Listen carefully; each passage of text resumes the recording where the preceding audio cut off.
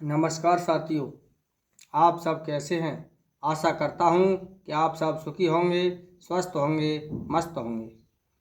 जैसा कि मित्रों आप वीडियो के टाइटल को देखकर समझ ही गए होंगे कि आज हम किस विषय पर बात करने जा रहे हैं। तो मित्रों आज हम आपके लिए एक ऐसी जानकारी देने जा रहे हैं, ऐसी विद्या बताने जा रहे हैं जिससे आप जैसा भी सोचोगे वैसा ही होगा। आपका जीवन आपकी इच्छा के अनुकूल चलने लगेगा। आपकी प्रतिकूल परिस्थितियां स्वतः ही अनुकूल होने लगेंगी। आप जिस कार्य के लिए सोचोगे वह कार्य के बनने के योग बनना शुरू हो जाएंगे। तो मित्रों और इसमें किसी भी जप तप व्रत की भी आवश्यकता नहीं है, किसी साधना की आवश्यकता नहीं है, वरन इसे समझने के लिए, जानने के लिए हमें एक सतत प्रयास की आवश्यकता है। क्योंकि इसमें आज हम जिस विद्या की बात कर रहे हैं इसे स्वर विद्या कहते हैं। मित्रों आप जानते हैं कि जो भी होता है वह ईश्वर की इच्छा से होता है और हमारा ईश्वर हमारा प्राण है, हमारा स्वर ही हमारे ईश्वर है। जब तक मनुष्य के शरीर में श्वास चलती है तब तक वह जीवित रहता है और ईश्वर सर्वत्र व्याप्त है। हमारा ईश्वर भी हमारी श्वासों में व्याप्त है। हमारा स्वर ही हमारा ईश्वर है। मित्रों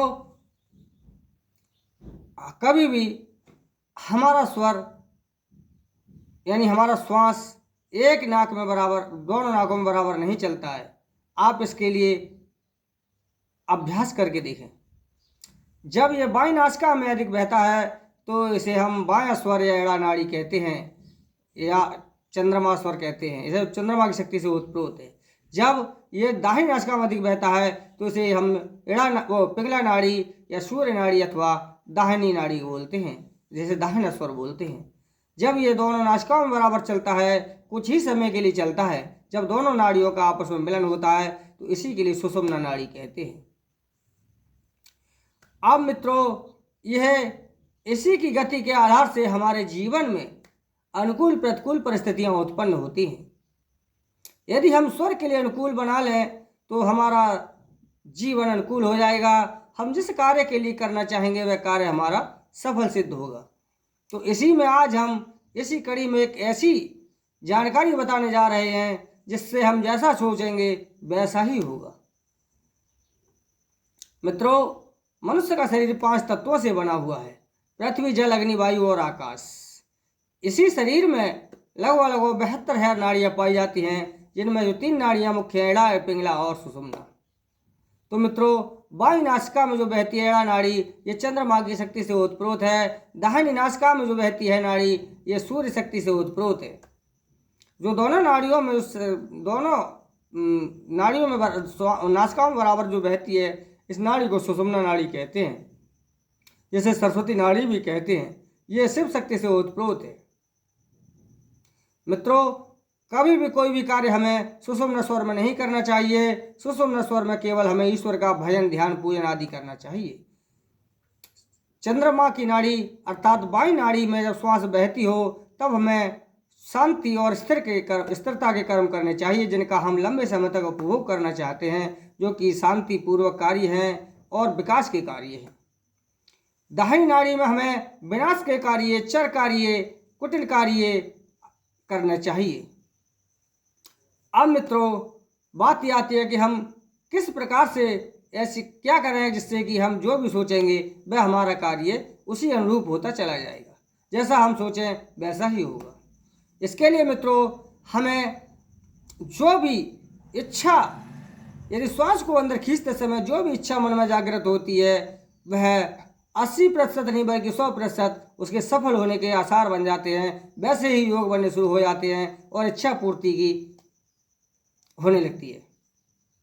अब मित्रों इसके लिए जब हमारा बायां स्वर चलता हो और बाएं स्वर में यदि पृथ्वी जल तत्व बहता हो, बाएं स्वर में पृथ्वी तत्व या जल तत्व बहता हो और शुक्ल पक्ष की प्रतिपदा से तृतीया तक की तिथि हो, जिनमें दिन भी सोमवार, बुधवार या बृहस्पति, शुक्रवार पड़ता हो, अर्थात यानी शुक्ल पक्ष हो, शुक्ल पक्ष की वह तिथि हो जिसमें कि चंद्र स्वर चलना बताया गया है। जैसे शुक्ल पक्ष में प्रतिपदा से तृतीया तक बायां स्वर चलता है, उसके बाद षष्ठी से नवमी तक दायां स्वर चलता है, फिर दसवीं से द्वादशी तक बायां स्वर चलता है, यानी 3 दिन बायां 3 दिन दायां, इसी क्रम से स्वर चलते हैं। तो कुल मिलाकर के शुक्ल पक्ष हो, वह तिथि हो जिसमें चंद्र स्वर चलना बताया गया है, और चंद्र के वार यानी सूर्य सोमवार, बुधवार, बृहस्पतिवार और शुक्रवार, इन वारों में से कोई बार हो। फिर चंद्र उस समय चंद्र नाड़ी चलती हो, और चंद्र नाड़ी में यदि जल तत्व या पृथ्वी तत्व बहता हो, उस समय यदि श्वास को अंदर खींचते समय जो भी आप कामना करेंगे, जो भी आप अपने मन में सोचेंगे, वह 100% सिद्ध होगा, इसमें कोई दो राय नहीं है। लेकिन मित्रों, अब बात यहाँ उत्पन्न होती है कि हमारे लिए इतना अभ्यास होना चाहिए ताकि हम ये जान सके कि हमारा स्वर कब चल रहा है, कौन सा चल रहा है। ये नहीं है कि अभी हमने देखा कि हमारा कौन सा चला, हम बार बार ये देखें, हथेली लगा करके देखें कौन सी नाक में श्वास तेज चल रहा है। जब व्यक्ति स्वर का अभ्यास करते करते इतना अभ्यास ही हो जाता है कि उसे हथेली लगाने की आवश्यकता, नथनों पर हथेली रखने की आवश्यकता नहीं होती है, वह स्वतः ही जान जाता है कि अब मेरा बायां स्वर चल रहा है या दाहिना स्वर चल रहा है, मेरा आप स्वर बदलने वाला है। तो मित्रों, आपको इसका सतत अभ्यास करना आवश्यक है। जब आप बायां स्वर आपका चल रहा हो, उस बाएं स्वर में पृथ्वी तत्व या जल तत्व चल रहा हो, और मंगल, सोमवार, बुधवार, बृहस्पतिवार, शुक्रवार, इन चारों वारों में से कोई वार हो, शुक्ल पक्ष हो और शुक्ल पक्ष को चलने वाली तिथि हो, तो उस समय यदि आप श्वास को अंदर खींचते समय जो भी आप अपनी कामना रखेंगे, वह आपकी इच्छा पूर्ति होने शुरू हो जाएगी, इसमें कोई दो राय नहीं है। तो मित्रों, आप जैसा सोचोगे वैसा ही होगा। दूसरा इच्छा पूर्ति उपाय मैं बता रहा हूं। इसी प्रकार से यही बार तिथि और ये सब कुछ हो, तो आप जब सुबह को उठते हैं तो उस समय श्वास को भीतर खींचते समय अपनी इच्छा को जो चाहोगे वह होगा। और जब आप श्वास को भीतर खींचते समय, जब आप सबसे पहले चारपाई पर से नीचे पैर रखते हैं, और जब चारपाई में पैर रखते हैं, श्वास को भीतर खींचते समय अपनी कामना को बोलते हुए, जब पहले आप उसी पैर को नीचे रखें जो स्वर चल रहा हो, और उस श्वास को तीव्रता से छोड़ दें, तो मित्रों, तुम्हारी जो विष है, तुम्हारी जो इच्छा है, वह वायुमंडल में जब फैल जाती है और स्वर तत्व के संयोग से आपकी इच्छा पूर्ति होने के योग बनना शुरू हो जाते हैं। मित्रों, ये भगवान शिव की कही हुई वाणी है। शिव सूर्योदय शास्त्र में वर्णित एक एक बात अक्षरशः सत्य है, बशर्ते इसमें कोई भी इसके अनुपालन में त्रुटि न हो।